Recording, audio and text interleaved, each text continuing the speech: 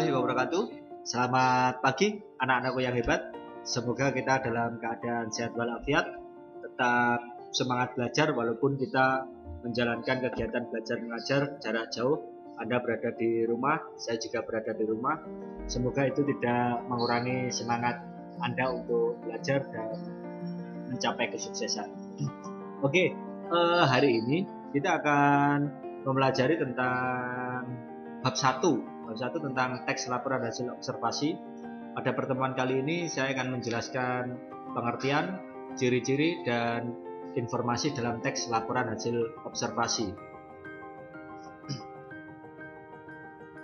Nah, yang pertama tentang pengertian teks laporan hasil observasi bisa Anda simak pada buku yang telah Anda terima pada halaman 2. Nah, pada halaman 2 sudah dijabarkan tentang pengertian dan ciri-ciri teks laporan hasil observasi. Secara sederhana, yang dimaksud dengan teks laporan hasil observasi itu adalah laporan dari hasil Anda mengamati. Jadi segala sesuatu yang Anda amati itu bisa disebut dengan laporan hasil observasi. Nah, selanjutnya di sini ada beberapa aspek yang perlu Anda perhatikan saat Anda melakukan observasi. Yang pertama adalah menguasai topik permasalahan. Maksudnya di sini pada poin pertama, carilah sesuatu atau objek yang Anda amati yang Anda benar-benar menguasai. Menguasai di sini biasanya adalah sebuah hal yang Anda sukai. Misalnya Anda senang tentang tanaman. Nah, Anda bisa melaksanakan observasi atau pengamatan tentang tanaman. Selanjutnya poin yang kedua, memahami tujuan observasi. Tujuan observasi Anda apa? Hasil yang ingin Anda capai dalam pengamatan itu apa? Itu Anda harus benar-benar memahami. Jadi nanti target Anda untuk memahami tujuan observasi itu bisa tercapai. Selanjutnya poin yang ketiga, membatasi permasalahan. Ketika Anda melakukan observasi atau pengamatan misalnya tentang tanaman, yang berkaitan dengan tanaman kan banyak sekali. Misalnya tentang penggunaan pupuk, kemudian media tanam, dan sebagainya. Anda harus membatasi permasalahan agar yang Anda amati tidak terlalu kompleks. Misalnya Anda fokus pada tanaman, katakanlah tanaman anggrek misalnya. Anda harus benar-benar membatasi yang Anda amati hanyalah tanaman anggrek, tanamannya saja. Anda tidak mengamati hal-hal yang lain di luar itu. Selanjutnya yang keempat, mencatat permasalahan dengan runtut, terperinci, dan terarah. Ini penting karena sebuah laporan hasil observasi itu harus detail. Runtut di sini maksudnya ya urut, mulai dari hal yang umum menuju yang khusus. Selanjutnya terperinci itu adalah detail dan terarah. Terarah itu ya mulai dari hal yang global menuju yang spesifik. Selanjutnya untuk langkah-langkah melakukan observasi, ini ada beberapa langkah. Yang pertama, menentukan letak atau tempat observasi. Ini jelas maksudnya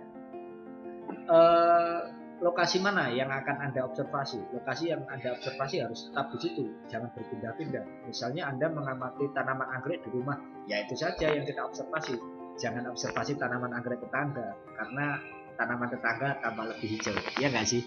Oke, selanjutnya yang ketiga, menentukan objek atau orang yang akan diobservasi. Ini jelas. Misalnya kita ambil contoh tadi, objeknya adalah tanaman anggrek. Ya sudah, tanaman anggrek saja. Untuk tanaman salak dan lain-lain tidak usah. Anda harus menentukan kefokusan objek yang Anda amati. Selanjutnya, mengetahui dengan jelas dan pasti data yang diperlukan.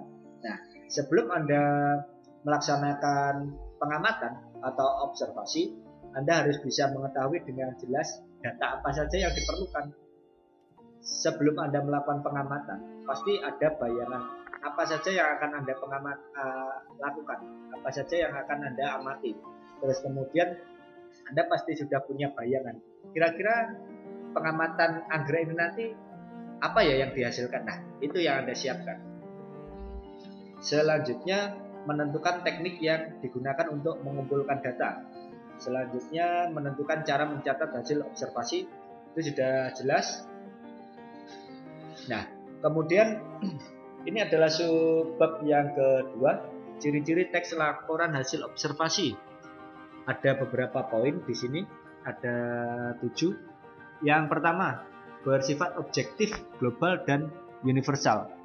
Objektif di sini adalah Anda harus melakukan pengamatan jujur sesuai dengan objek. Jadi apa yang terjadi pada tanaman anggrek yang Anda amati misalnya, itu yang harus Anda laporkan. Jadi kalau objek itu seobjektif itu harus sesuai dengan objek yang Anda amati. Kemudian yang kedua, global. Global itu harus lengkap di sekitar anggrek itu yang berpengaruh apa. Terus kemudian universal. Universal itu umum. Umum itu maksudnya laporan nanti yang Anda susun itu dibutuhkan oleh orang lain. Jangan sampai Anda membuat laporan hasil observasi yang tidak terlalu dibutuhkan oleh orang lain. Kemudian yang kedua, objek yang dibicarakan atau dibahas adalah objek tunggal. Maksudnya objek tunggal ketika Anda mengamati anggrek, tentukan jenisnya, anggrek bulan misalnya. Ya sudah, yang Anda amati tanaman anggrek bulan saja. Jangan anggrek matahari, anggrek bintang, dan lain sebagainya. Selanjutnya yang ketiga, tulis secara lengkap dan sempurna. Nah, ini penting berkaitan dengan poin yang sebelumnya tadi tentang runtut dan sebagainya. Anda harus mencatat segala sesuatu apa yang terjadi. Sesuatu yang Anda temukan dicatat dengan sempurna. Kemudian poin yang keempat, ditulis berdasarkan fakta dengan pengamatan yang dilakukan. Ini berkaitan dengan poin yang pertama, yaitu objektif tadi.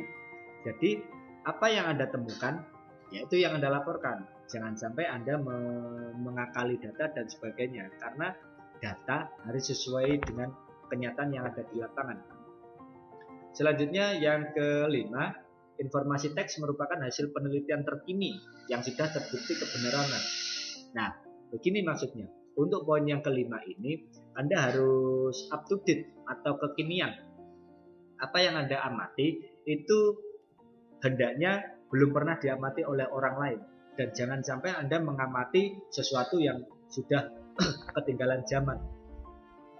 Selanjutnya yang keenam, tidak mengundang prasangka, dugaan, atau pemihakan yang menyimpang. Nah, di sini maksudnya apa yang Anda laporkan itu harus sesuai dengan fakta. Jangan sampai laporan Anda itu masih menggantung. Jadi masih ada beberapa pertanyaan yang belum bisa terungkap dari laporan Anda.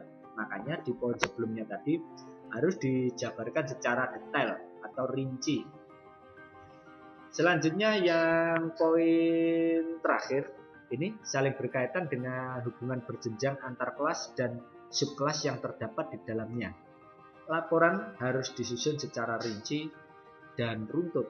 Ini berkaitan karena poin yang pertama dan poin kedua itu berjenjang. Maksudnya berjenjang itu ada tingkatan kelanjutan, dan antara tingkatan satu dengan yang lain itu harus memiliki keterkaitan. Selanjutnya ini untuk sifat teks laporan hasil observasi sebagai berikut. Yang pertama, informatif. Jadi laporan yang Anda susun itu nanti harus memberikan pemahaman kepada masyarakat. Itu yang dimaksud informatif.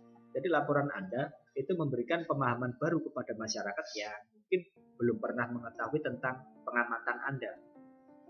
Kemudian poin yang kedua, komunikatif. Komunikatif di sini, laporan harus Anda susun sedemikian rupa sehingga masyarakat ketika mempelajari laporan Anda itu mereka bisa dengan mudah untuk memahami. Kemudian yang ketiga, berkaitan dengan poin yang sebelumnya tadi, harus objektif. Objektif ini ya nyata. Jadi sesuai dengan apa yang ada di lapangan. Paham ya? Terus selanjutnya, nah di sini untuk poin yang ketiga atau poin terakhir dalam pertemuan kita kali ini, Anda dituntut untuk bisa menggali informasi dalam teks laporan hasil observasi. Pada slide sudah saya tuliskan, informasi yang terdapat dalam teks laporan hasil observasi merupakan fakta yang ditemui pada objek yang diamati. Nah, di sini informasi yang Anda sampaikan itu harus sesuai dengan fakta yang ada di lapangan. Itu informasi yang nantinya Anda sampaikan. Selanjutnya fakta. Fakta ini adalah peristiwa yang memang benar-benar terjadi. Jangan sampai Anda mengubah data yang asli, kemudian Anda akumulasi agar Anda lebih mudah atau sebagainya. Tidak boleh. Itu harus sesuai fakta, harus real. Selanjutnya di sini, fakta merupakan pernyataan yang tidak terbantahkan dan tidak terbantahkan kebenarannya. Maksudnya di sini ketika Anda menyampaikan laporan benar-benar sesuai dengan fakta di lapangan, maka orang lain atau pembaca tidak akan bisa membantah tentang laporan Anda. Makanya Anda di sini harus benar-benar jujur dan objektif.